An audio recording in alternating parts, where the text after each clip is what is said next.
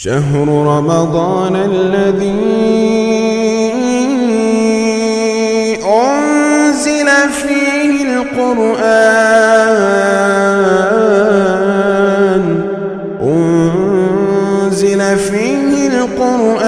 هدى للناس وبينات من الهدى والفرقان۔ قرآن حکیم کے 11ویں پارے کی تفسیر کا خلاصہ پیش کیا جا رہا ہے۔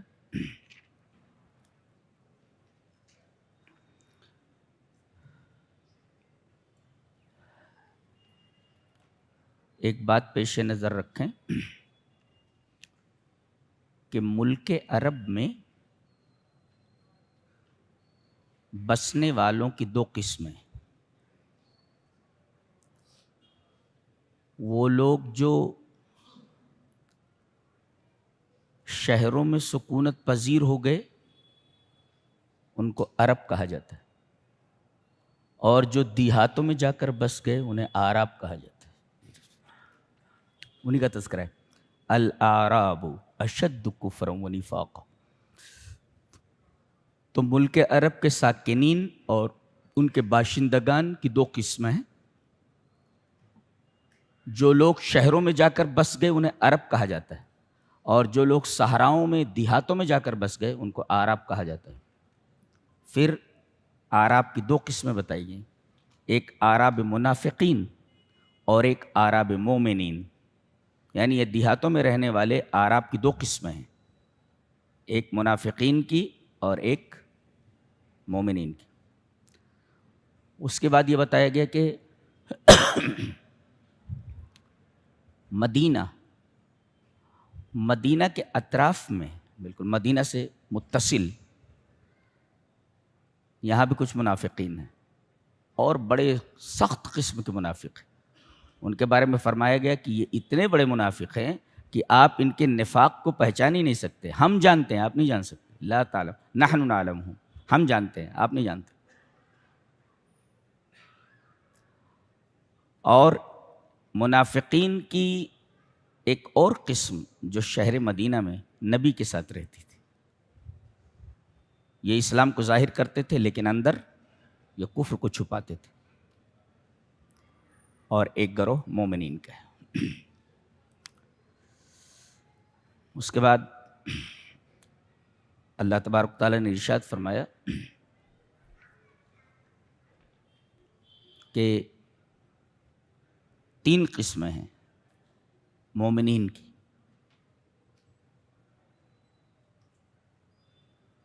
والسابقون الاولون من المہاجرین والانصار والذین اتبعوہم باحسان رضی اللہ عنہم ورضوا عنہ۔ اور ان تینوں گروہوں کے بارے میں یہ خوشخبری سنائی گئی کہ یہ اللہ سے راضی ہو گیا، اللہ ان سے راضی ہو گیا۔ یہ 3 گروہ کون سے ہیں؟ ایک تو اسلام میں سبقت کرنے والے لوگ۔ اب سبقت کرنے والوں کی 2 قسمیں ہو گئی، ایک مہاجر اور ایک انصار۔ مہاجرین میں سے جن لوگوں نے اسلام کی طرف سبقت کی وہ السابقون الاولون من المہاجرین ہیں، اور انصاریوں میں جن لوگوں نے اسلام کو بڑھ کر کے اپنایا، گلے لگایا، وہ السابقون الاولون من الانصار۔ 2 قسمیں ہوئی، تیسری قسم یہ ہے والذین اتبعوہم باحسان، وہ لوگ جنہوں نے ان کی اتباع احسان کے ساتھ کی۔ اس کو ہم سمجھیں گے۔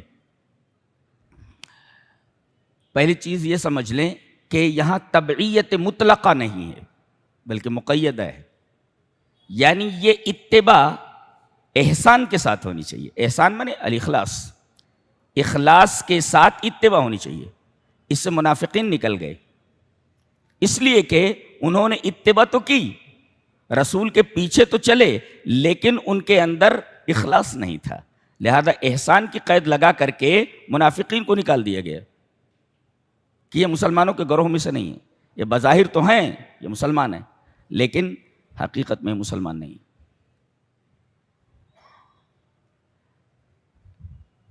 وَاتَّبَعُوهُمْ بِإِحْسَان کا مطلب ایک مفسر بتاتا ہے، ایک تو ہے سابقون الاولون من المہاجرین اور ایک ہے سابقون الاولون من الانصار. اب ان دونوں سابقین کے پیچھے جو لوگ چلے، من سلک سبیلہم فہو من التابعین بالاحسان، جو لوگ ان کے راستے پر چلے وہ بھی احسان کے ساتھ، اخلاص کے ساتھ، وہ والذین اتبعوہم باحسان ہے. اور ان تینوں گروہوں کے بارے میں کہا گیا کہ اللہ ان سے راضی ہو گیا یا اللہ سے راضی ہو گیا. سابقون الاولون کی اہمیت کیوں ہے؟ اہمیت اس وجہ سے ہے کہ جب کوئی یار و مددگار نہیں تھا اور اسلام اس وقت لانا اپنے آپ کو طرح طرح کی مصیبتوں میں ڈالنا تھا، تو پرخطر دور میں، سخت ایام میں، نازک ادوار کے اندر ان لوگوں کا ایمان لانا اللہ تبارک و تعالیٰ کو بہت زیادہ پسند ہے کہ انہوں نے مشکل وقت میں اسلام کا ساتھ دیا. مشکل وقت میں انہوں نے نبی کے ساتھ اپنا وقت گزارا اور نبی کے ساتھ رہے.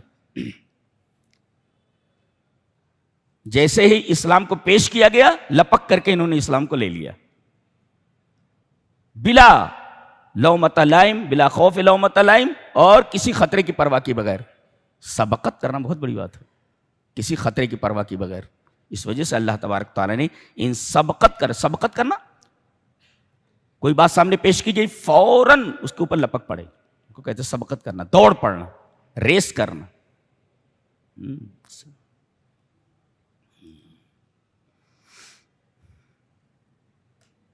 یہ تو ان تین گروہوں کی بات تھی. اس کے بعد اللہ تعالیٰ نے ایک بڑی پیاری بات کہی ہے. ابو عثمان نہدی نے کہا کہ قرآن حکیم کی سب سے پر امید آیت میرے نزدیک یہ ہے جو امید دلاتی ہے اور دل کو اطمینان دیتی ہے. چلیے وہ آیت پڑھ لیتے ہیں، اس کے بعد بحث کرتے ہیں اس کو. وَآخَرُونَ اعْتَرَفُوا بِذُنُوبِهِمْ خَلَطُوا عَمَلًا صَالِحًا وَآخَرَ سَيِّئًا عَسَى اللَّهُ أَن يَتُوبَ عَلَيْهِمْ إِنَّ اللَّهَ غَفُورٌ رَحِيمٌ. وہ لوگ جنہوں نے اپنے گناہوں کا اعتراف کر لیا. ایک چیز کب؟ خَلَطُوا عَمَلًا صَالِحًا وَآخَرَ سَيِّئًا، نیک اعمال کیے اور ان سے برے اعمال بھی ہوئے، تو انہوں نے اچھے اعمال اور برے اعمال کو مکس کر لیا. خلط کہتے ہیں الجمع بین اجزاء الشیئین، دو چیزوں کے اجزاء کو ملا دینا. اس کو کہتے ہیں خلط. کہتے ہیں خلط ملط مت کرو. کیا مطلب؟ الخلط الجمع بین اجزاء الشیئین، دو چیزوں کے اجزاء کو جمع کرنا. مثال دیتا ہوں،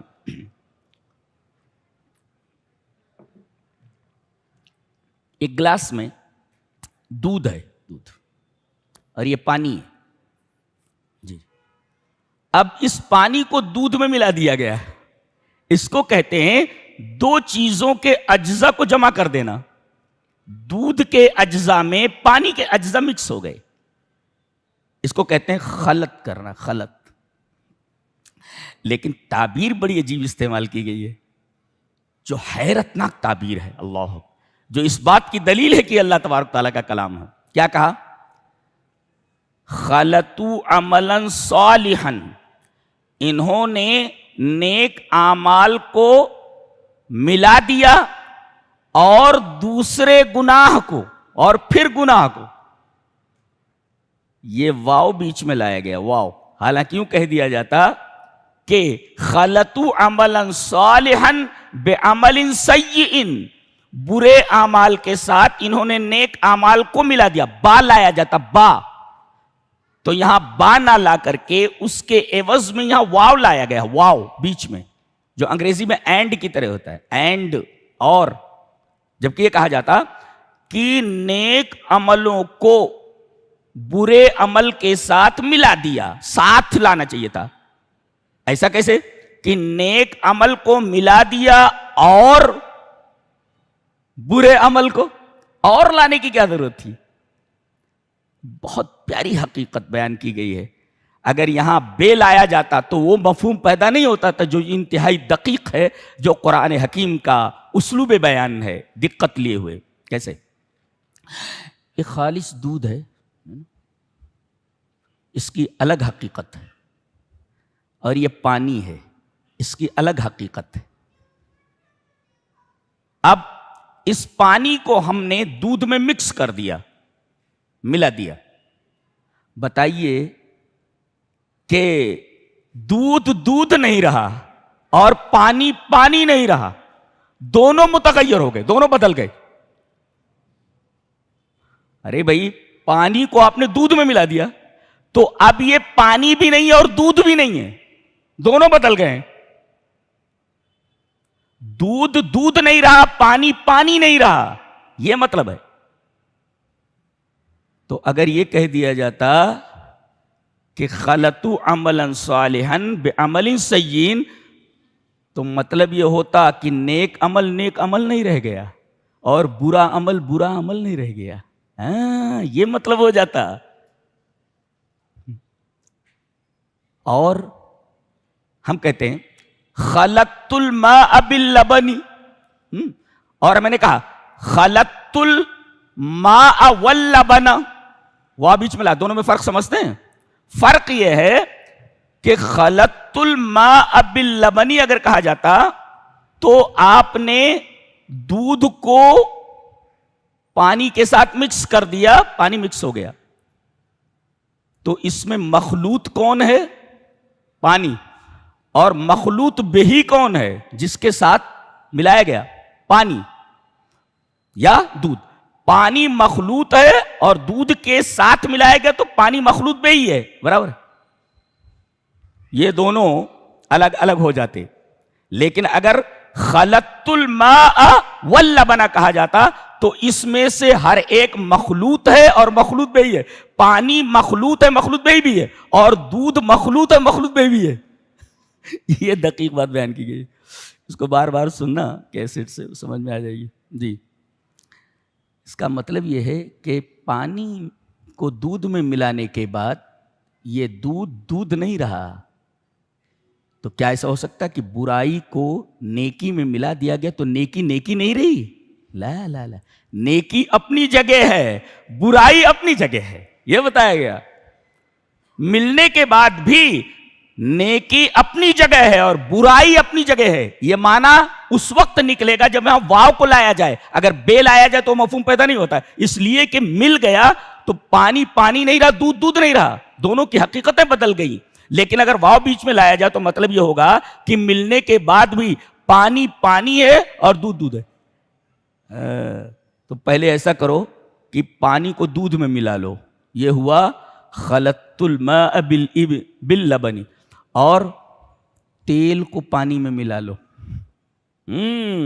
تب ہوگا خلطوا عملا صالحا وآخر سیئا. واو کب آئے گا؟ جب پانی اور تیل دونوں مل جائیں، تیل میں پانی کو ملا دیا جائے تب واو آئے گا. اس لیے کہ تیل الگ ہوتا ہے اور پانی مکس ہونے کے بعد بھی دونوں الگ ہیں. مل گئے دونوں نا، تیل اور پانی دونوں مل گئے، لیکن ملنے کے بعد بھی تیل الگ ہے، پانی الگ ہے، دونوں الگ الگ دکھتے ہیں واو لانے کے بعد. لیکن اگر بے لایا جاتا تو ایسا ہوتا جیسے دودھ پانی میں مل گیا اور پانی دودھ میں مل گیا، دونوں الگ الگ ہو گئے اور دونوں کی حقیقتیں بدل گئی. دودھ نہیں رہا، پانی نہیں رہا. لیکن اگر پانی کو ملا دیا جائے تیل کے اندر تو تیل رہتا ہے، پانی رہتا ہے. یہ فرق ہے واو لانے میں اور بے لانے میں. یہ قرآن حکیم کا انداز بیان ہے. جی، تو کہتے ہیں کہ آدمی نے نیک عمل کیے، نیک عمل کے ساتھ کچھ گناہ بھی ہو گئے، تو اب کرنا کیا ہے؟ اسے کرنا یہ ہے کہ اپنے گناہوں کا اعتراف کرے، اعتراف بذنب کرے. اعتراف بذنبہ، اے اللہ اب میں اپنے گناہوں کا اعتراف کرتا ہوں، میں نے کیا گناہ، میں اپنے گناہوں کو مانتا ہوں، اعتراف کرتا ہوں.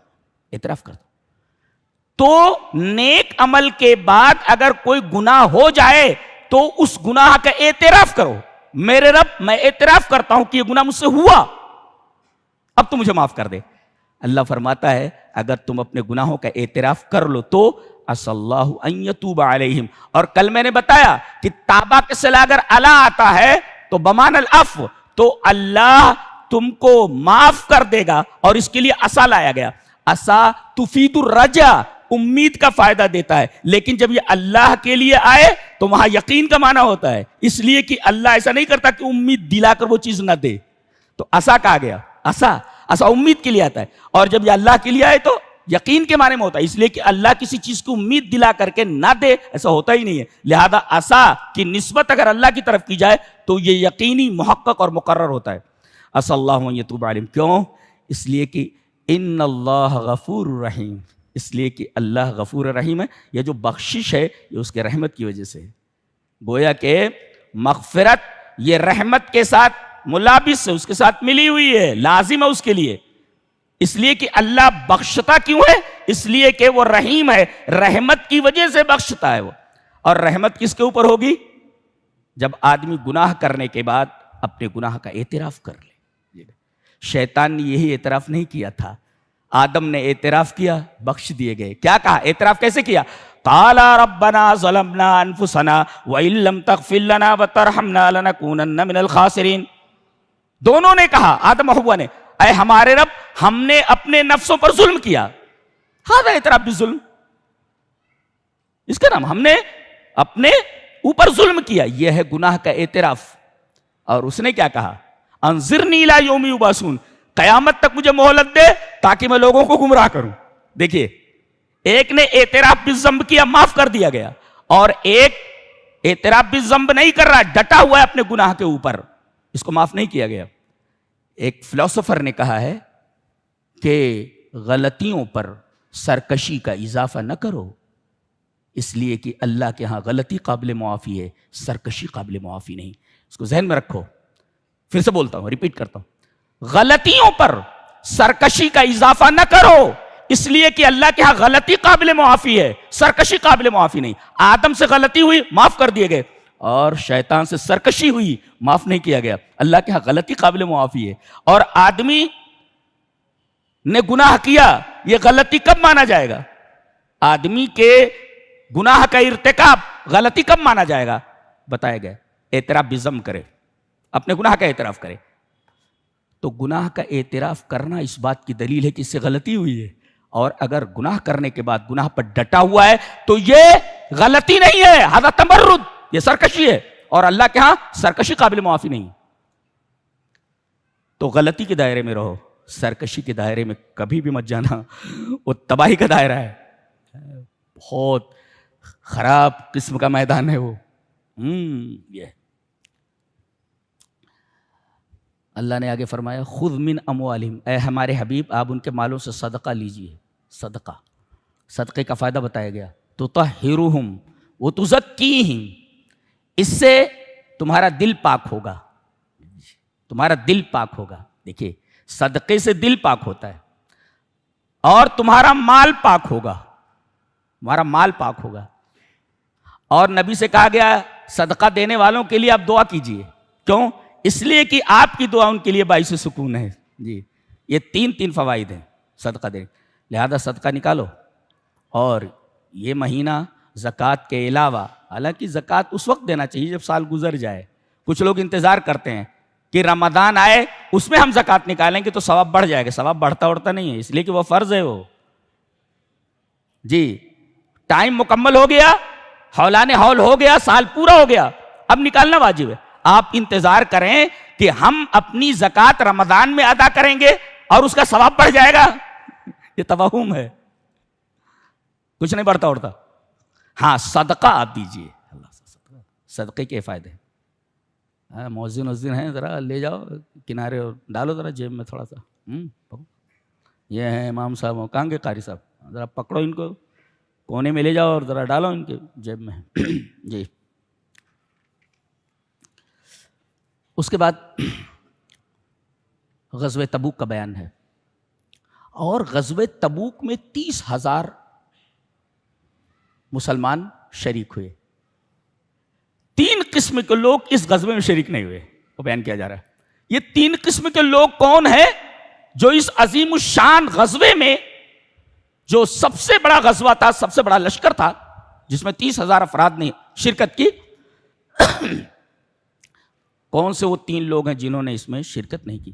ایک تو منافقین ہیں، عذر معذرت کر کے بیٹھ گئے. ایک دوسرے معذور لوگ، بیمار لوگ، کمزور لوگ، بوڑھے لوگ، بچے، عورتیں، یہ سب شریک نہیں ہوئے. 2 اور تیسرے کچھ لوگوں نے سستی کی وجہ سے شرکت نہیں کی، ان کے بارے میں بتایا گیا. وَعَلَى الثَّلَاثَةِ الَّذِينَ خُلِّفُوا، خاص طور سے یہ 3 لوگ ہیں. کون کون؟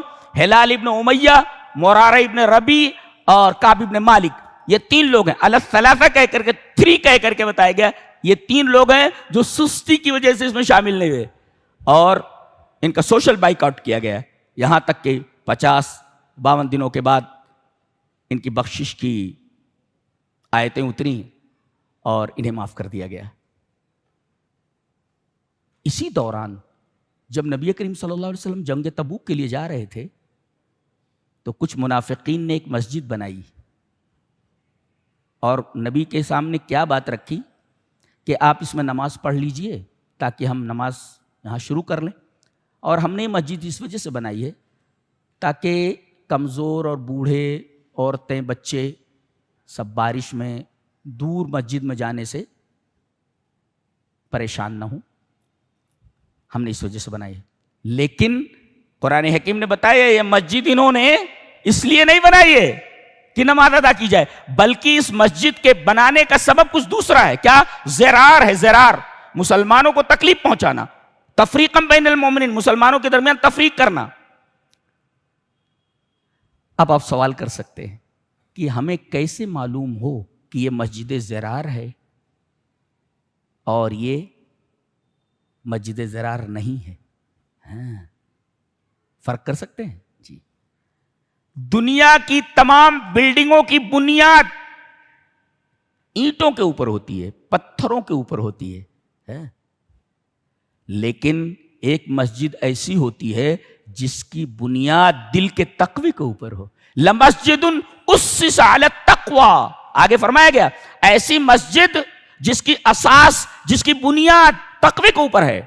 یعنی اینٹ اور پتھر اس کی بنیاد میں نہیں لگے ہیں، بلکہ اس کی بنیاد میں تقوی ہے. اللہ اکبر. اور یہ مسجد نبوی ہے. اب بتایا گیا جب اللہ کے رسول کی مسجد، مسجد نبوی کی بنیاد یہ اینٹوں اور پتھروں کے اوپر نہیں، تقوی کے اوپر ہے، تو سمجھو کہ جس مسجد کی بنیاد تقوی کے اوپر ہو وہ مسجد مسجد زرار نہیں ہے، بلکہ اس کے اندر آپ نماز پڑھیے. اور جس مسجد کی بنیاد تعصب یا اپنے مسلک کی ترویج یا کوئی بھی جذبہ اس کے پیچھے کار فرما ہو وہ مسجد مسجد زرار ہے. صرف ایک ہی پہچان ہے کہ مسجد کی بنیاد تقوی کے اوپر ہونا چاہیے، اینٹ اور پتھر کے اوپر نہیں. اگر اینٹ اور پتھر کے اوپر مسجد زرار ہے، اس کی بنیاد تقوی کے اوپر ہونی چاہیے. یہ فرق ہے مسجد زرار میں اور مسجد زرار نہیں ہے اس کے درمیان. تو مسجد زرار کے ذکر کے بعد فرمایا گیا ایک مسجد زرار جو منافقین نے بنائی، اس کا مقصد کچھ اور تھا، اور اس کے بعد ایک مسجد مسلمانوں نے بنائی، اس کے بعد اس کا تذکرہ کیا گیا.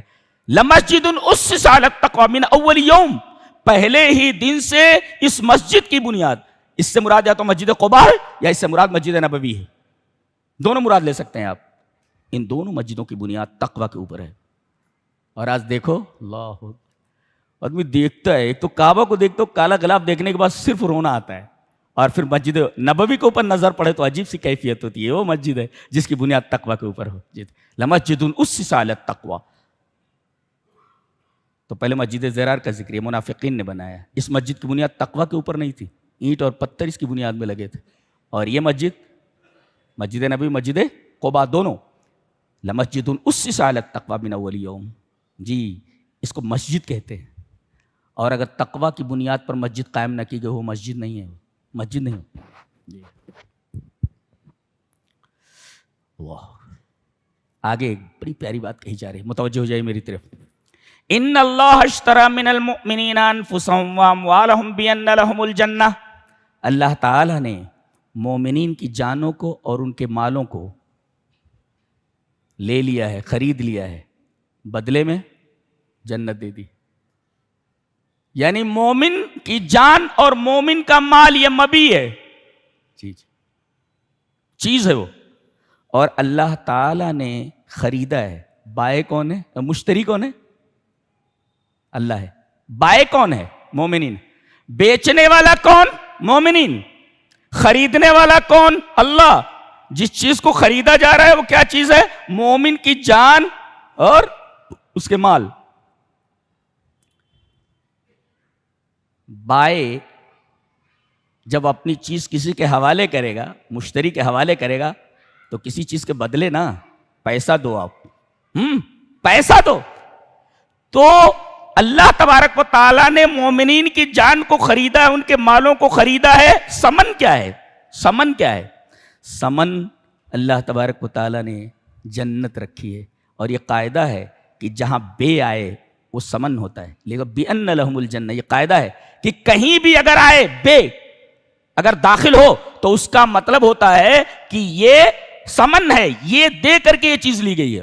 اولئک الذین اشتروا الضلالۃ بالہدی، ہدایت دے کر کے انہوں نے ضلالت خریدی ہے. ہدایت ثمن ہے، قیمت ہے. عجیب لوگ ہیں کہ ہدایت جو قیمت وہ دے کر کے انہوں نے گمراہی خرید لی ہے. تو بِأَنَّ لَهُمُ الْجَنَّةَ، یہ جنت یہ پیسہ ہے، یہ دے کر کے اللہ تبارک و تعالیٰ نے لیا ہے مومنین کی جانوں کو.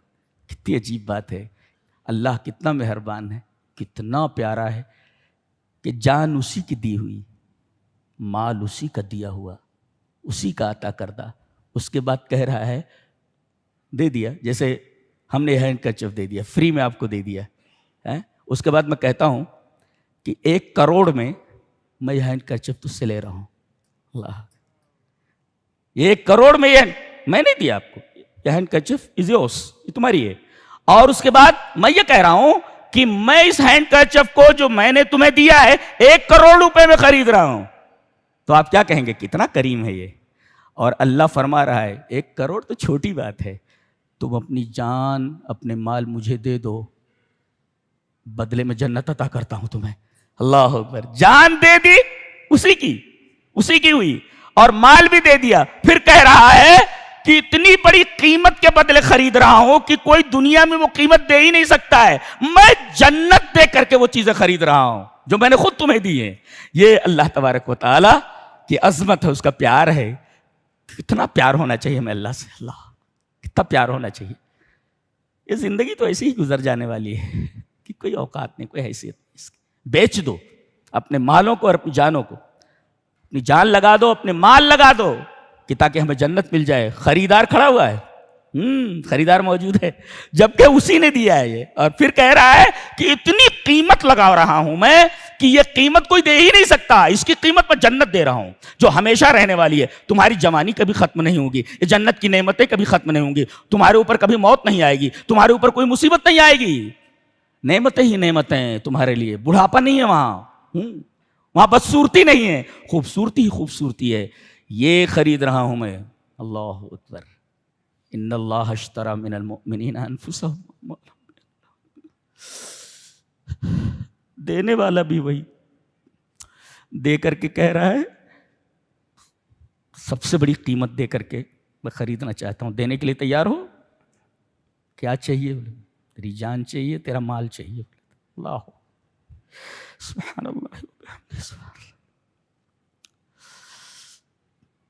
اور اس ہستی سے ہمیں کوئی پیار نہیں، اس سے کوئی محبت نہیں، کوئی محبت.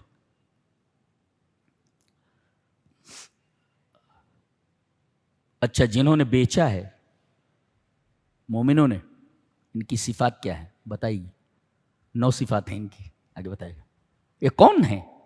یہ کیسے لوگ ہیں جو اللہ تبارک و تعالیٰ کو اپنی جان دے دیں، اللہ تبارک و تعالیٰ کے لیے مال دے دیں؟ یہ کون لوگ ہیں؟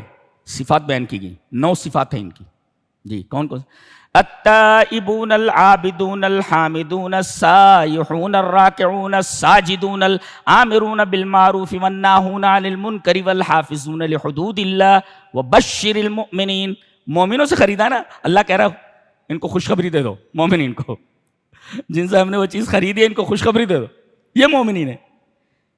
بتایا گیا ان اللہ اشترى من المومنین, مومنین سے خریدا. تو مومن کون؟ وبشر المومنین, مسلمانوں کو خوشخبری دے دو. کون مومنین ہے؟ یہ ہیں جن کے اندر یہ 9 اوصاف ہیں. التائبون, خطا ہو جائے تو توبہ کر لیتے ہیں. اس کا یہ مطلب نہیں ہے کہ ان سے غلطی نہیں ہوتی ہے. ہاں میرے بندے تجھ سے غلطی ہو جا رہی ہے, ٹھیک ہے, توبہ کر لے, معاف کر دیتا ہوں. تائبون, اس کا مطلب جس سے ہم اللہ خرید رہا ہے یہ معصوم نہیں ہے, غلطی ان سے بھی ہوتی ہے. اللہ فرما رہا ہے میرے بندے غلطی ہو جائے نا توبہ کر لے, معاف کر دیتا ہوں. توبہ کرنے والے, عبادت کرنے والے, الحمدن, اللہ کی تعریف کرنے والے, السائحون, روزہ رکھنے والے, سائح مراد روزہ, الصائمون کے معنی میں, الراکعون, رکوع کرنے والے, الساجدون, سجدہ کرنے والے, الآمرون بالمعروف, اور بھلائیوں کا حکم دینے والے. یہاں تک کہیں واو نہیں ہے, ایسا نہیں کہا گیا. توبہ کرنے والے اور عبادت کرنے والے اور تعریف کرنے والے اور روزہ رکھنے والے اور رکوع کرنے والے اور سجدہ کرنے والے اور بھلائی کا حکم دینے, کہیں واو نہیں ہے بیچ میں. اور جب صفات بغیر واو کے ذکر کی جائیں تو مطلب یہ ہوتا ہے کہ یہ ساری صفات ایک ہی آدمی میں ہے.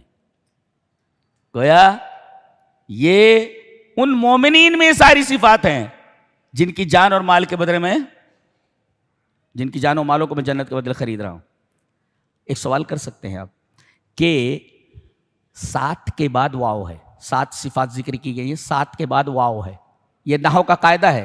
عرب لوگ جب کسی چیز کو گنتے ہیں تو کہتے ہیں واحد, اثنان, ثلاثہ, اربع, خمسہ, ستہ,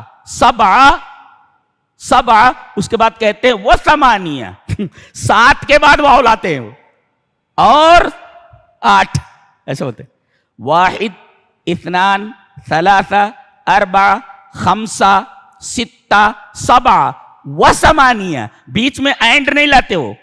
جب 8واں بیان کرنا ہوتا ہے 7 کے بعد, تو 7 کے بعد جب 8واں جوڑنا ہوتا ہے تو واو لگاتے ہیں. یہ دیکھو یہاں التائبون 1, العابدون 2, الحامدون 3, السائحون 4, الراکعون 5, الساجدون 6, الآمرون بالمعروف 7, والناہون 8 کو لائے تو 8 کے پہلے واو لگا دیا گیا. یہ قاعدہ ہے, عرب گنتی ایسے کرتے ہوں. 7 کے بعد جب 8 کو جوڑنا ہوتا تو بیچ میں واو لگاتے, اینڈ لگاتے, ورنہ بغیر اینڈ ہی کے, بغیر واو ہی کے ساری صفات بیان کرتے, ساری گنتیاں کرتے ہوں. یہ قاعدے کے مطابق. اچھا, اس میں آپ دیکھیں 9 اوصاف ہیں, اس میں 6 اوصاف اس میں 6 اوصاف ایسے ہیں جو خالق سے متعلق ہیں. کون کون؟ توبہ اللہ سے, عبادت اللہ کی, تعریف اللہ کی, روزہ اللہ کے لیے, رکوع اللہ کے لیے, ساجد سجدہ کرنا اللہ کے لیے, الآمرون کتنے ہوئے 1 2 3 4 5 6 ہوا. یہ 6 جو ہے یہ ہے اللہ کے لیے. توبہ اسی سے, عبادت اسی کی, تعریف اسی کی, روزہ اسی کی, رکوع اسی کے لیے, سجدہ اسی کے لیے. یہ 6 جو ہے نا یہ متعلق ہیں خالق سے. اچھا, اور بعد کے 2 الآمرون بالمعروف والناہون عن المنکر, بھلائی کا حکم دینا, برائی سے روکنا, یہ یتعلقان بالمخلوق بمعاملۃ المخلوق. اس کا تعلق مخلوق سے ہے کہ ایک آدمی دوسرے آدمی کو بھلائی کا حکم دے اور ایک آدمی دوسرے آدمی کو برائی سے روکے. تو یہ جو الآمرون بالمعروف والناہون عن المنکر ہے, یہ 2 ان کا تعلق مخلوق سے. اچھا, آخری جو 9ویں صفت ہے والحافظون لحدود اللہ, یہ قبیلین دونوں کے لیے, اللہ کے لیے. اللہ نے جو حدیں مقرر کر دی ہیں اس کی حفاظت کرو جی, اور مسلمانوں کی عزت و آبرو کی جو حدود دی گئی ہیں, ان کے تعلق سے جو معاملات دیے گئے ہیں ان کی بھی حفاظت کرو تم. تو یہ 9واں جو ہے یہ دونوں کے لیے ہے. ان 9 میں سے 6 اللہ کے لیے اور 2 مخلوقات کے لیے اور 1 دونوں کے لیے. اللہ, اور اللہ نے فرمایا وبشر المؤمنین, ایسے مومنوں کو بشارت دے دو, خوشخبری دے دو. اللہ, کہا جا رہا ہے نبی سے کہ نبی کے لیے یہ جائز نہیں ہے، لا یلیق بہ، جائز نہیں اس کے لیے کہ مشرکین کے لیے دعا استغفار کریں اگرچہ وہ قریبی کیوں نہ ہو۔ اس کا مطلب یہ ہے باپ اگر مشرک ہو تو اس کی نماز جنازہ بچے کو نہیں پڑھنی چاہیے، نہ شریک ہو اس کے اندر۔ اگر شرک کے اوپر مرا ہے تو بیٹے کو چاہیے جو موحد ہے اس کی نماز جنازہ میں شریک نہ ہو، جائز نہیں اس کی نماز جنازہ پڑھنا۔ شرک اتنی خطرناک چیز ہے۔ ما کان للنبی والذین آمنوا ان یستغفروا للمشرکین ولو کانوا اولی قربی، اللہ اکبر۔ تو یہ جو تینوں نہیں گئے تھے ان کا سوشل بائیکاٹ ہوا، کوئی ان سے بات نہیں کرتا تھا، بات ہی نہیں کرتا تھا، اور کچھ دنوں کے بعد بیویوں سے بھی کہہ دیا گیا اپنے اپنے میکی چلی جاؤ، ان کو تنہا چھوڑ دو۔ کہتے ہیں کہ اتنی بڑی مصیبت میں مبتلا تھے، ضاقت علیہم الارض بما رحبت، زمین باوجود ہے کہ کشادہ ان کے اوپر تنگ ہو گئی تھی، پریشان ہو گئے تھے۔ یعنی اللہ کی نصرت کا اعلان ہو اور نصرت کے لیے نہ نکلے، اتنا بڑا گناہ ہے یہ۔ لیکن اللہ تعالیٰ نے ان کی توبہ قبول فرمائی۔ کیا کہ فرمایا لقد تاب اللہ علی النبی والمہاجرین والانصار الذین اتبعوہ فی ساعۃ العسرہ۔ ایک ایک لفظ اس لائق ہے کہ ٹھہر کر اس پر گفتگو کی جائے۔ خطا ان تینوں سے ہوئی، اللہ تبارک و تعالیٰ نے نبی کی توبہ کے ساتھ ان کی توبہ کو جوڑ دیا ہے، جو صحابہ کرام کی عظمت پر دلیل ہے۔ دیکھیں خطا کار ہیں یہ، لیکن اللہ تبارک و تعالیٰ نے ان کی توبہ کو نبی کی توبہ کے ساتھ جوڑ دیا ہے، جس سے صحابہ کرام کے توبہ اور خود صحابہ کی عظمت معلوم ہوتی ہے کہ اللہ تبارک و تعالیٰ نے ان صحابہ کی توبہ کو نبی کی توبہ کے ساتھ جوڑ دیا ہے، جس سے صحابہ کی عظمت اور ان کے توبہ کی عظمت معلوم ہوتی ہے۔ لقد تاب اللہ علی النبی والمہاجرین والانصار۔ اچھا، جنگ تبوک کو ساعۃ العسرہ کہا جاتا ہے، جنگ ساعۃ العسرہ کہتے ہیں، الذین اتبعوا فی ساعۃ العسرہ، یعنی تنگی کا وقت۔ ساعت کہتے ہیں چند لمحوں کو، ایک لمحے کو، اشارہ اس بات کی طرف ہے کہ پریشانی چند لمحوں کے لیے ہوتی ہے، تھوڑی دیر کے لیے ہوتی ہے، پریشانی ہمیشہ رہتی نہیں ہے۔ اللہ اکبر، یہ بتا دیا گیا۔ پریشانی اگر آدمی کو اوپر آئے تو گھبرائے نا، اللہ نے فرمایا یہ ساعۃ العسرہ، سختی کے دن جو ہوتے ہیں وہ ہمیشہ نہیں رہتے، ٹل جاتے ہیں، لہذا مصیبت آنے پر جزا فضا مت کرو، بلکہ اللہ تبارک تعالیٰ کو شکر ادا کرو، اس لیے کہ مصیبت کے بعد دو آسانیاں آنے والی ہیں۔ جی جی۔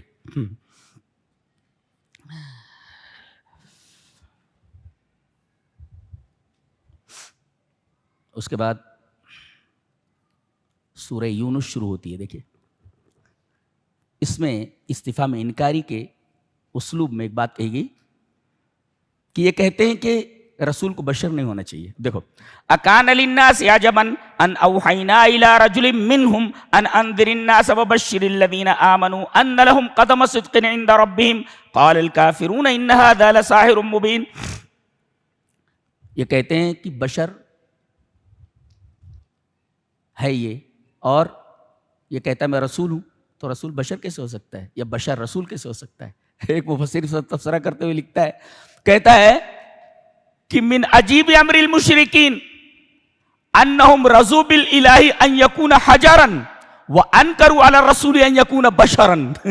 بڑا پیارا تفسیرہ ہے، کہتے ہیں کہ مشرکین کا معاملہ بھی عجیب ہے کہ وہ یہ تو مانتے ہیں کہ پتھر یہ خدا ہو سکتا ہے، ہاں، لیکن یہ ماننے کے لیے تیار نہیں کہ رسول بشر ہو سکتا ہے۔ اللہ، یہ بات مانتے ہیں وہ کہ پتھر خدا ہو سکتا ہے، عجیب معاملہ ہے، پتھر خدا ہو سکتا ہے مگر رسول بشر نہیں ہو سکتا۔ کہتے ہیں یہ دنیا کا سب سے بڑا عجوبہ ہے یہ مشرکین کا۔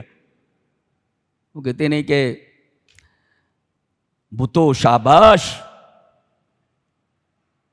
دنیا میں ترقی اس کو کہتے ہیں، بتو شاباش، دنیا میں ترقی اس کو کہتے ہیں۔ نہ ترشے تھے تو پتھر تھے، جو ترشے تو خدا ٹھہرے، جب تک تراشا نہیں گیا تھا تب تک پتھر تھے، تراش لیے گئے تو خدا بن گئے بیچارے۔ یہ عجیب و غریب ترقی ہے ان پتھروں کی۔ اللہ اکبر، یہ سب سے عجیب و غریب معاملہ ہے ان کا۔ اور ان مومنین کو خوشخبری دے دیجئے کہ ان کے لیے قدم صدق ہے۔ اللہ اکبر، ہم قدم صدق کا مطلب بتانا چاہیں گے۔ قدم صدق، یہاں सबब बोल करके मुसब्बब मुराद लिया गया। मसलन किसी बुलंद जगह पर, मंजिलतुर रफिया पर आप पहुंचना था, मंजिलतुर रफिया कोई बुलंद मकाम है, उस पर आप जाना चाहते हैं, कैसे जाएंगे आप? पैरों से जाएंगे ना। पैर सबब है उस बुलंद मकाम तक पहुंचने के लिए, तो सबब बोल करके मुसब्बब मुराद लिया गया है, यानी उनके लिए बुलंद मर्तबा, कदम है यानी बुलंद मर्तबा है, इसलिए कि कदम के जरिए ही आदमी उस बुलंद मकाम तक पहुंचेगा, तो सबब बोल करके मुसब्बब मुराद लिया गया। ठीक है, अच्छा वो मंजिलतुर रफिया, वो बुलंद मकाम जिस पर आप पैरों के जरिए गए, कैसा है? सिद्क है। सिद्क, सिद्क का मतलब होता है ट्रूथ। पता ये चला कि ये जो मकाम आपको बुलंद अता हुआ है ये सिद्क है, सच्चा है, और सच्चाई जो होती है वो लाजवाल होती है, वो बदलती नहीं है। ला यतगय्यर वला यज़ूल। सच्चाई जो हम लोगों ने अंग्रेजी में, जब अंग्रेजी में ग्रामर पढ़ाते वक्त मैंने बताया बच्चों को कि डायरेक्ट इनडायरेक्ट में जब चेंज करते हैं तो जैसे सेड है तो उसे टोल्ड में तब्दील कर देते हैं और टू को हटा करके दैट से दोनों जुमलों को जोड़ देते हैं। लेकिन अगर वो जो जुमला आ रहा है टोल्ड और सेट के बाद, अगर वो किसी यूनिवर्सल फैक्ट के ऊपर हो, कायनाती कोई कॉस्मिक फैक्ट हो, कोई कायनाती हकीकत हो, ट्रूथ हो, ट्रूथ, तो ट्रूथ को बयान करते वक्त जमाना चेंज नहीं किया जाता। मसलन अगर प्रेजेंट इंडेफिनिट है तो पास्ट इंडेफिनिट में बदल देते हैं हम। तो यूं कहा जाए ही टोल्ड मी दैट, जैसे he said to me, he said to, उसने मुझसे कहा the earth moves on its own axis, उसने मुझसे कहा कि जमीन अपने महवर के ऊपर घूमती है। क्या बोलते हो? मूव्स ऑन इट, यानी प्रेजेंट इंडेफिनिट। अब जब हम इसे इनडायरेक्ट में बदलेंगे तो यूं कहेंगे he told me that the earth moves on its own axis. Law moved नहीं कहेंगे उसको, इसलिए कि जो ट्रूथ होता है ट्रूथ कभी बदलता नहीं, तो मूव्स है तो मूव्ड नहीं होगा, मूव्स मूव्स ही रहेगा, इसलिए कि वो यूनिवर्सल फैक्ट है, वो सदाकत है, वो सच्ची बात है कि जमीन अपने महवर के ऊपर घूम रही है, वो तो सदाकत चेंज नहीं होती। तो ये तो मंजिलतुर रफिया आपको मिला है, ये बुलंद मकाम जो आपको अता हुआ है, ये बुलंद मकाम सिद्क है, और सिद्क का मतलब ट्रूथ है, और ट्रूथ ला यतगय्यर वला यज़ूल। ये दुनिया के मनासिब की तरह, दुनिया के ओहदों की तरह नहीं है कि आरजी हो कि ओहदा मिला छिन जाए, नहीं, वो मर्तबा, वो मकाम और मनसब जो आपको अता हुआ है वो मनसब ला यज़ूल और ला यतगय्यर है, बदलता नहीं। ये मतलब है कदम सिद्क। ऐसी गुफ्तगू करता है कुरान हकीम, एक एक लफ्ज ऐसा है कि उस पर गुफ्तगू की जाए जी। उसके बाद फरमाया गया कि अल्लाह ने आसमान और जमीन को 6 दिनों में पैदा किया। ठहर कर इस पर हम गुफ्तगू करना चाहते हैं। पहला सवाल, जब जमीन और आसमान बनने से पहले दिन थे ही नहीं, तो ये कहना कि हमने जमीन और आसमान को 6 दिनों में बनाया है, मां माना है, इसका क्या मतलब? दिन थे ही नहीं तो ये कहना कि मैंने आसमानों और जमीनों को 6 दिनों में बनाया, अरे दिन थे ही नहीं तो 6 दिनों में बनाने का क्या मतलब हुआ? इसका जवाब तफसीर कबीर में दिया है, बहुत प्यारा जवाब है, अच्छा लगा मुझे। तफसीर कबीर में कहते हैं कि मतलब इसका यह है कि लौ काना हुनाका फलकुन औ शम्सुन लकानल मिक़दारु मुक़द्दरम बियौमिन ए बिसित्तति अय्याम। कितनी प्यारी बात कही है। कहते हैं कि मतलब इसका यह है कि ये कायनात जितने अरसे में बनी है, जुमला याद रखो, रिपीट करता हूं, ये कायनात जमीन और आसमान जितने अरसे में ये कायनात बनी है, अगर उस वक्त सूरज होता तो ये तुम्हारी दुनिया के एतबार से 6 दिन में ये कायनात बनती। ये मतलब है लौकाना हुनाका फलकुन औ शम्सुन लकानल मिक़दारु मुक़द्दरम बियौमिन ए बिसित्तति अय्याम। अगर उस वक्त सूरज होता तो तुम्हारी दुनिया के एतबार से ये जमीन और आसमान बनने में 6 दिन लग जाते। हादा मफहूम हो, इसका ये मतलब है। ये समझ में आया जी? अच्छा, तो ये तो सवाल था, उसका जवाब है कि ये 6 दिन, जब दिन था ही नहीं तो ये कहना कि 6 दिन में हमने इसको बनाया, ये सही नहीं है ये। तो उसका जवाब यह है। अच्छा, अब सवाल दूसरा, 6 ही दिन में क्यों बनाया? कौन से बना देता? کن سے بنا دیتا, کہتا کن ہو جا, کائنات ہو جاتی. 6 دن میں بنانے کی کیا ضرورت تھی؟ جواب اس کا, ایک ہے اللہ کا اظہار قدرت, قدرت کا ظاہر کرنا, اور ایک ہے اظہار حکمت. وہ اپنی قدرت ظاہر کر سکتا تھا اور کن کے ذریعے بنا سکتا تھا, لیکن اس نے قدرت نہ ظاہر کر کے حکمت ظاہر بیان, حکمت ظاہر کی. کیا؟ یہ پیغام دیا ہے, یہ درس دیا ہے, یہ تصور دیا ہے کہ آدمی جب کوئی کام کرے تو ان ہیسٹ نہ کرے, جلدی نہ کرے, اس لیے کہ جلدی مجھے پسند نہیں ہے, اللہ فرماتا ہے, بلکہ اس کام کو کرنے کے لیے پلان بنائے اور تدریجاً اس کام کو کرے. تو کام میں تدریج ہونا چاہیے, نہیں تو اللہ کن کے ذریعے بھی بنا سکتا تھا, وہ اظہار قدرت ہوتا. لیکن اللہ تبارک و تعالی نے بندوں کی تعلیم کے لیے اظہار قدرت نہیں کیا خلق سماوات والارض کے لیے, بلکہ اظہار حکمت کیا کہ یہ 6 دن میں ہم بنا رہے ہیں, اس کو 6 دن میں بنا رہے ہیں, یہ تدریج ہے. اب سوال پیدا کر سکتے ہیں 5 دن میں کیوں نہیں بنایا, 7 دن میں؟ تو پھر یہ سوال ہوتا, پھر یہ سوال ہوتا کہ 3 دن میں کیوں بنایا, 2 دن میں کیوں نہیں بنایا. پھر یہ سوال ہوتا کہ بھئی 1 دن میں کیوں نہیں بنایا. پھر آ کر کے وہاں کن پہ رک جاتے تھے. لہذا یہ سوال ہی سیرے سے غلط ہے کہ 6 ہی دن کیوں لگے, 7 دن کیوں نہیں لگے. تو اب کہہ رہے ٹھیک ہے 7 دن میں بناتا, 7 دن میں کیوں بنایا, 8 میں کیوں نہیں بنایا, چلو ٹھیک ہے 8 میں بنایا, 9 میں کیوں نہیں بنایا, چلو بھائی 9 میں بنایا, 10 میں کیوں نہیں بنایا. یہ سلسلہ لامتناہی ہوتا. اور آپ کو معلوم ہے کہ دور اور تسلسل منطق میں باطل ہے, باطل ہے.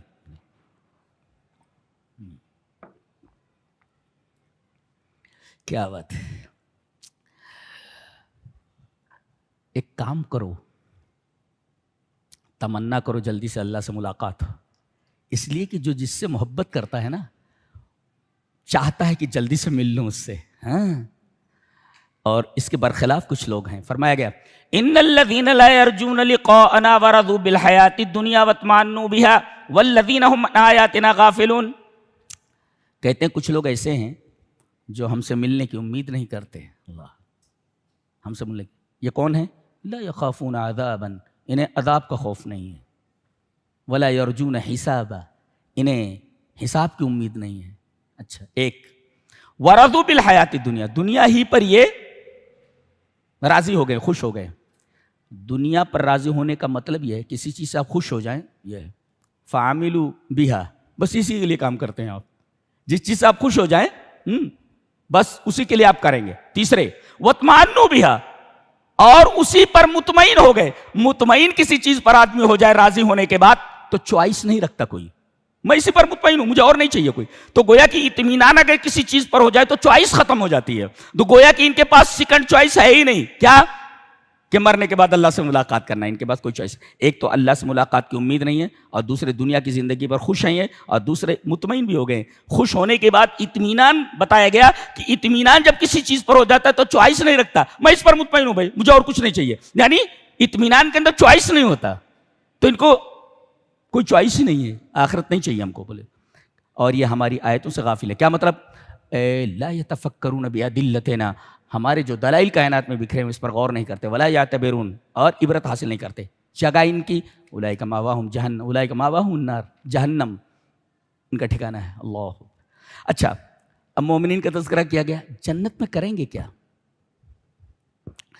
کہتے کھانا تو ہر طریقے کا ہے, وہ جگہ ایسی آدمی سوچ نہیں سکتا. ایسی جگہ آپ دنیا کے حسین سی حسین جگہ کا تصور کر لیں, حسین سے حسین عورت کا تصور کر لیں, حسین سے حسین مکان کا تصور کر لیں. آپ کے اس تصور کے پرے ہے وہ نعمتیں, وہ حسن, وہ خوبیاں. جی جی, آپ سوچ نہیں سکتے. اتنی خوبصورتی ہے وہاں پر جنت کے اندر.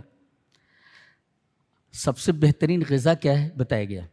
دعواہم فیہا سبحانک اللہم, یہ ان کا کھانا ہے.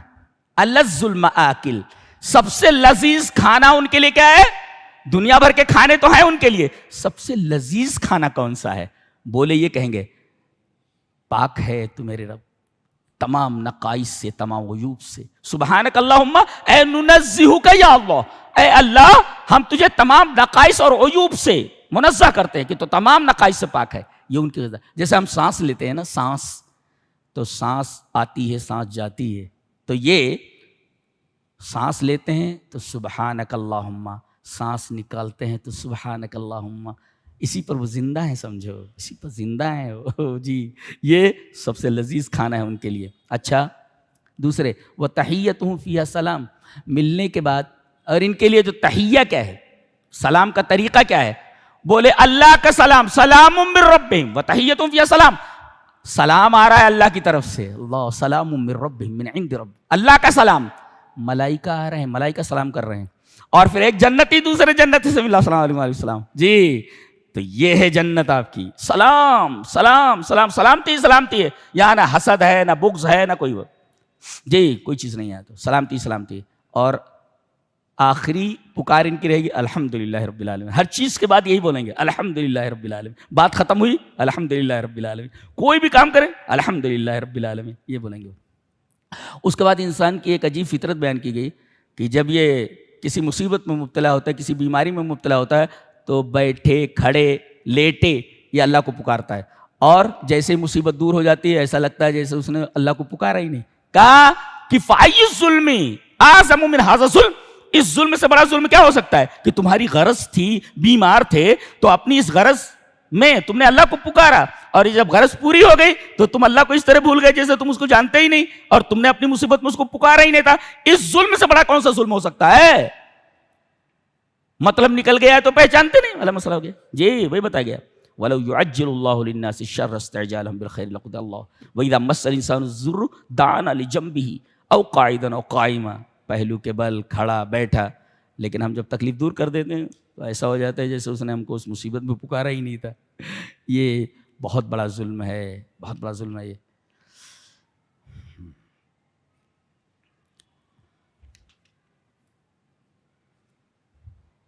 بتائے گیا کہ للذین احسنوا الحسنى وزیادہ، جنہوں نے نیک کام کیے ہیں، حسین کام کیے ہیں، ان کے لیے حسنہ ہے، وہ زیادہ ہے. حسنہ سے مراد الجنہ، جنت ہے. اور زیادہ سے مراد سب سے بڑی نعمت اللہ کی، دیدار الہی، اللہ کو دیکھنا، اللہ کا دیدار. کیا تمنا نہیں ہوتی کہ یہ پوری کائنات جس نے بنائی ہے، بعض مناظر ایسے نظر آتے، دیکھ دو واو ایسے ہاؤ بیوٹیفل سین از دس، کتنا خوبصورت ہے یہ منظر. کیا تمنا نہیں ہوتی کہ اس کا بنانے والا کون ہے، اس کو دیکھیں کیسا جمیل ہوگا. واہ ہر مومن کی تمنا ہونی چاہیے اللہ کے دیدار کی. جی دیدار کی تمنا ہونی چاہیے. کہا گیا کہ قرآن موعظت ہے. جی اللہ فرما رہا ہے ہم نے قرآن کو موعظت بنا کر کے اتارا ہے، نصیحت. ایک صاحب لکھتے ہیں کہ ایک طالب علم نے ایک ترکی کو دیکھا، رجل من الاتراک، ایک ترکی کو دیکھا کہ وہ قرآن سامنے رکھ کر کے، عربی اچھی نہیں اس کی، لا یحسن بالعربی ہے، لا یحسن العربی ہے، عربی اچھی نہیں اس کی، وہ عربی جانتا ہی نہیں ہے. قرآن کو سامنے رکھ کر کے اور خالی رو رہا ہے. طالب علم پوچھ رہا ہے لمت تبکی، لماذا تبکی، کیوں رو رہے ہو؟ وانت لا تعرف معانی، قرآن کا مطلب سمجھتے ہی نہیں ہو، اس کے بعد رو رہے ہو. تمہیں قرآن سمجھ میں آ رہا ہے؟ میرے نہیں سمجھ میں آ رہا ہے. پھر نہیں سمجھ رہے ہو بھائی تو رو کیوں رہے ہو؟ کہا کہ یکفی انہ کلام ربی، میرے لیے یہی کافی ہے کہ یہ میرے رب کا کلام ہے. اللہ، میرے لیے یہی کافی ہے کہ یہ میرے رب کا کلام. کہاں اللہ سے محبت، کہاں قرآن سے محبت، اس کے کلام سے محبت. کہہ رہا یکفی انہ کلام ربی، اگرچہ میری سمجھ میں نہیں آ رہا ہے لیکن مجھے یہ معلوم ہے میرے لیے کافی ہے. میں یہ سمجھتا ہوں کہ میرے رب کا کلام ہے. یہ محبت ہونی چاہیے کلام الہی سے. تو عادت بناؤ، 2 رکوع ہی پڑھ لو، 1 آیت ہی پڑھ لو. عادت بناؤ کہ 24 گھنٹے میں قرآن حکیم تم سے جدا نہ ہو. 1 آیت ہی پڑھ لو بس کافی ہے. لیکن قرآن کو مت چھوڑو، تاقی نسیاں مت بناؤ اس کو، تاقی نسیاں پر مت رکھو. یہ قرآن حکیم سے محبت ہے. یا ایھا الناس قد جاءتکم موعظۃ من ربکم، تمہارے رب کی طرف سے موعظت ہے یہ.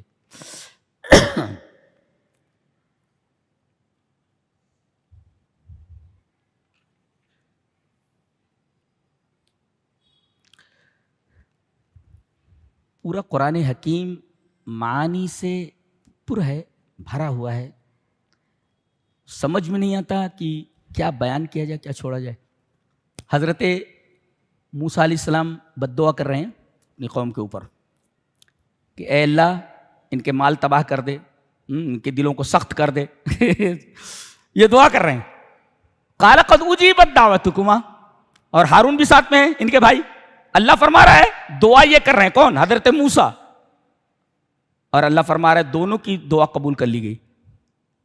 سوال کرتا ہے آدمی دعا تو ایک کر رہا ہے، دعا تو ایک کر رہا ہے، پھر اجابت کی نسبت دونوں کی طرف کیوں کی گئی؟ دعا تو حضرت موسیٰ کر رہے، لیکن یہ کہا جا رہا ہے دونوں کی دعا قبول ہو گئی، جبکہ دعا کون کر رہا ہے؟ صرف موسیٰ.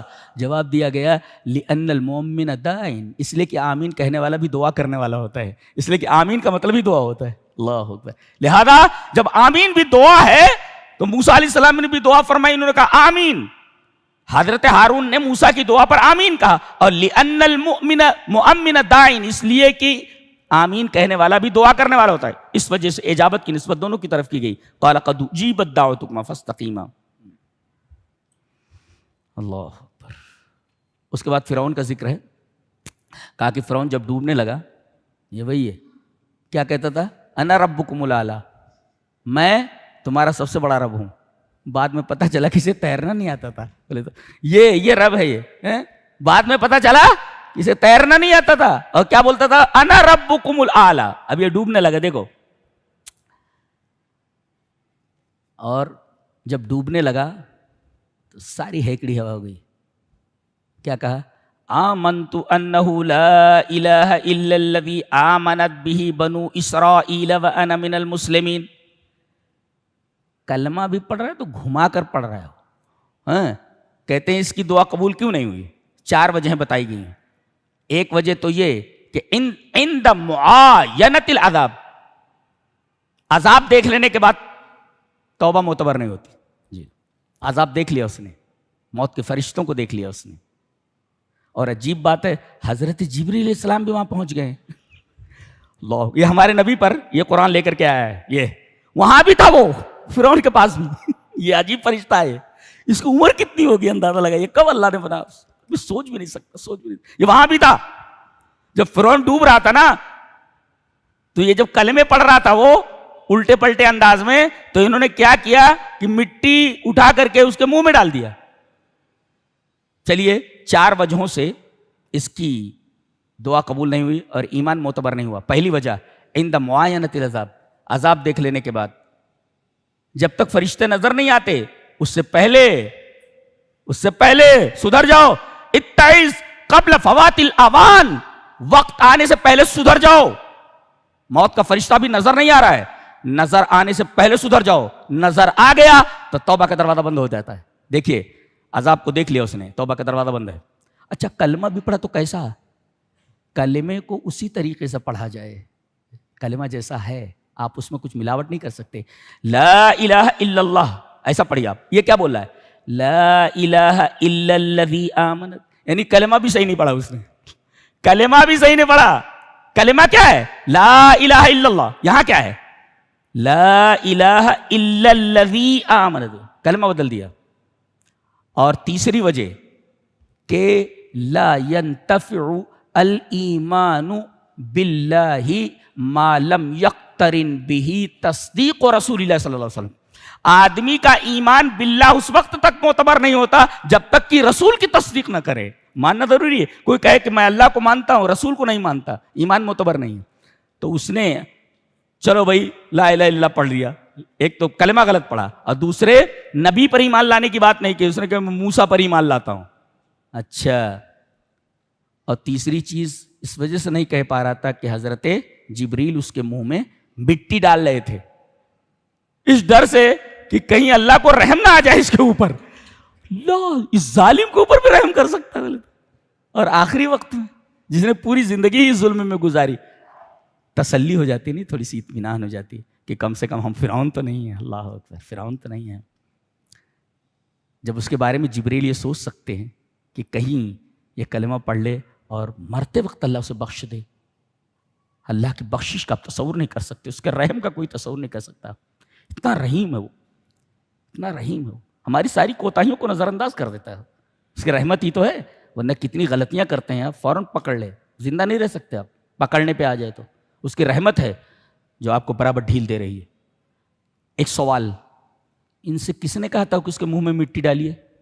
کیوں ڈال رہے تھے؟ سوال ہے یہ، کس نے کیا ہے؟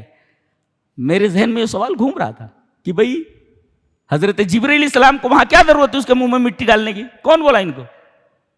کہا کہ یہ جو مٹی ڈال رہے تھے نا کان بامر اللہ، اللہ کے حکم سے ڈال رہے تھے. جی جی فلا اعتراض علیہ، کوئی اعتراض نہیں اس کے اوپر. جی کہتے مر گیا وہ. اب اس کی لاش کو ہم نے باہر پھینکوا دیا، حکم دیا ہم نے سمندر کو باہر پھینک دیا، اس کی لاش کو باہر پھینک دیا گیا. اس کے کیوں؟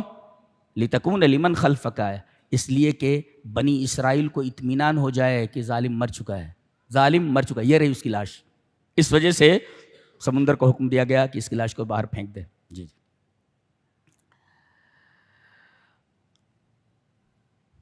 فَإِن كُنتَ فِي شَكٍّ مِّمَّا أَنزَلْنَا إِلَيْكَ فَاسْأَلِ الَّذِينَ يَقْرَؤُونَ الْكِتَابَ مِن قَبْلِكُمْ.